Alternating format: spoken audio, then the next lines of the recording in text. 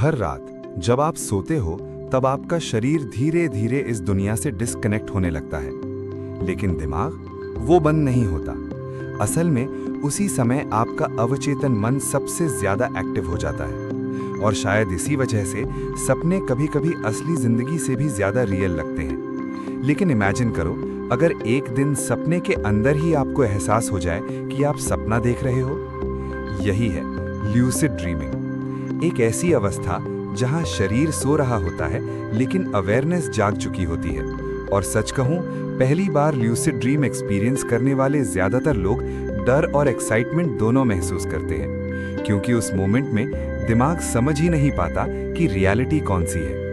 लेकिन सबसे इंटरेस्टिंग बात यह है, ल्यूसिड ड्रीमिंग कोई मैजिक नहीं है।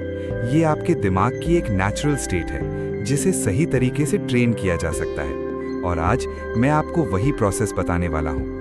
लेकिन उससे पहले एक चीज समझो, ज्यादातर लोग सपने देखते हैं लेकिन उन्हें याद नहीं रख पाते। क्यों?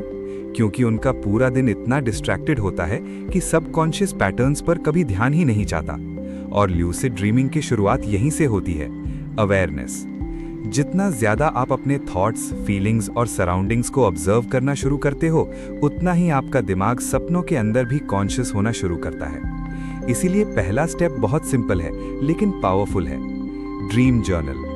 सुबह उठते ही जो भी सपना याद हो उसे तुरंत लिखो, चाहे छोटा हो चाहे कंफ्यूजिंग हो, बस लिखो। क्योंकि इससे आपका दिमाग धीरे धीरे सपनों को इम्पोर्टेंट मानना शुरू करता है। और फिर कुछ दिनों बाद आप नोटिस करोगे कि सपने ज्यादा विविड होने लगे हैं, डिटेल्स बढ़ने लगी हैं, कलर्स, फेसेस, प्लेसेस सब ज्यादा क्लियर लगने लगता है। अब आता है दूसरा स्टेप, रियलिटी चेक। दिन में कई बार खुद से जेन्युइनली पूछो, क्या मैं अभी सपना देख रहा हूं? लेकिन सिर्फ पूछना नहीं, ऑब्जर्व करना। अपने हाथों को देखो, घड़ी देखो, किसी टेक्स्ट को 2 बार पढ़ो। क्योंकि सपनों में रियलिटी स्टेबल नहीं रहती, वर्ड्स बदल जाते हैं, समय वियर्ड बिहेव करता है और धीरे धीरे ये हैबिट सबकॉन्शियस में चली जाती है। फिर एक दिन आप सपने के अंदर भी यही सवाल पूछते हो और उसी मोमेंट ल्यूसिड ड्रीम शुरू हो जाता है। लेकिन यहाँ सबसे इंपॉर्टेंट चीज आती है, सोने से पहले की मानसिक अवस्था। अगर आप फोन स्क्रॉल करते हुए स्ट्रेस लेकर या डिस्ट्रैक्टेड माइंड के साथ सोते हो तो सबकॉन्शियस भी केओटिक स्टेट में चला जाता है। लेकिन अगर सोने से पहले कमरे की लाइट्स धीमी करो, फोन साइड में रखो और माइंड को काम करो तो दिमाग धीरे धीरे डीपर अवेयरनेस स्टेट में जाने लगता है। अब यहाँ एक टेक्निक आती है जिसे बहुत लोग सबसे इफेक्टिव मानते हैं। जब आप सोने वाले हो तब खुद से बार बार इमेजिन करो, अगली बार जब मैं सपना देखूंगा तो मुझे याद रहेगा कि मैं सपना देख रहा हूं। लेकिन इसे मैकेनिकली रिपीट मत करो, फीलिंग के साथ इमेजिन करो। अपने आप को सपने के अंदर कॉन्शियस होते हुए महसूस करो, जैसे आप किसी अजीब जगह पर खड़े हो और अचानक रियलाइज करो, वेट, ये सपना है। यही मेंटल रिहर्सल धीरे धीरे सबकॉन्शियस में इम्प्रिंट होने लगती है। अब यहाँ एक इंटरेस्टिंग चीज होती है, कभी कभी ल्यूसिड ड्रीम्स शुरू होते ही एक्साइटमेंट इतनी बढ़ जाती है कि इंसान तुरंत जाग जाता है।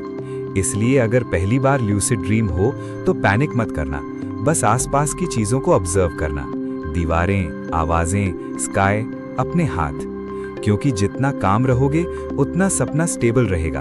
और सच कहूं, यहीं से एक्सपीरियंस अनरियल लगना शुरू होता है। क्योंकि कुछ ल्यूसिड ड्रीम्स इतने रियल लगते हैं कि जागने के बाद भी दिमाग घंटों तक कंफ्यूज रहता है। कुछ लोग उड़ने की कोशिश करते हैं, कुछ लोग इम्पॉसिबल प्लेसेस एक्सप्लोर करते हैं और कुछ बस साइलेंटली खड़े होकर उस रियलिटी को महसूस करते रहते हैं।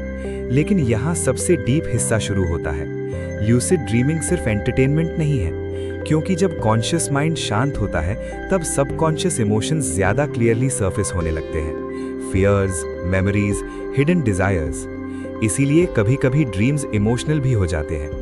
और शायद इसी वजह से कई लोग ल्यूसिड ड्रीमिंग को मैनिफेस्टेशन से जोड़ते हैं, क्योंकि सोने से पहले की फीलिंग्स सबकॉन्शियस पर गहरा असर डालती हैं। अब इसका मतलब ये नहीं कि आप सपने में जाओगे और अगले दिन रियलिटी मैजिकली बदल जाएगी, नहीं। लेकिन रिपीटेड इमोशनल स्टेट्स धीरे धीरे आइडेंटिटी को शेप करती हैं और आइडेंटिटी रियलिटी को इन्फ्लुएंस करती है। अगर हर रात आप फियर, स्कैरसिटी या लोनलीनेस फील करके सोते हो तो वही सबकॉन्शियस पैटर्न मजबूत होता जाता है। लेकिन अगर आप कामनेस, सर्टेनिटी और फुलफिल्ड इमोशनल स्टेट के साथ सोना शुरू करो तो धीरे धीरे नर्वस सिस्टम भी बदलने लगता है। और शायद यही कारण है कि रात का समय इतना पावरफुल माना जाता है, क्योंकि उस समय दुनिया शांत होती है लेकिन अवचेतन मन खुला होता है। और सच कहूं, ल्यूसिड ड्रीमिंग का सबसे मिस्टीरियस हिस्सा सपनों को कंट्रोल करना नहीं है। सबसे मिस्टीरियस हिस्सा ये है कि पहली बार इंसान रियलाइज करता है कि उसका दिमाग कितनी पावरफुल रियलिटीज क्रिएट कर सकता है। एक ऐसी दुनिया जहां समय टूट जाता है, जहां फिजिक्स बदल जाती है, जहां इमोशंस एनवायरनमेंट बदल देते हैं और जहां शायद इंसान पहली बार अपने सबकॉन्शियस माइंड को सामने से देखता है। हो सकता है सपने सिर्फ रैंडम इमेजिनेशन ना हो, शायद वो आपके अंदर की हिडन रियलिटी हो जो हर रात साइलेंटली एक्टिवेट होती है। और शायद ल्यूसिड ड्रीमिंग वही मोमेंट है जब इंसान पहली बार उस हिडन दुनिया के अंदर जाग जाता है।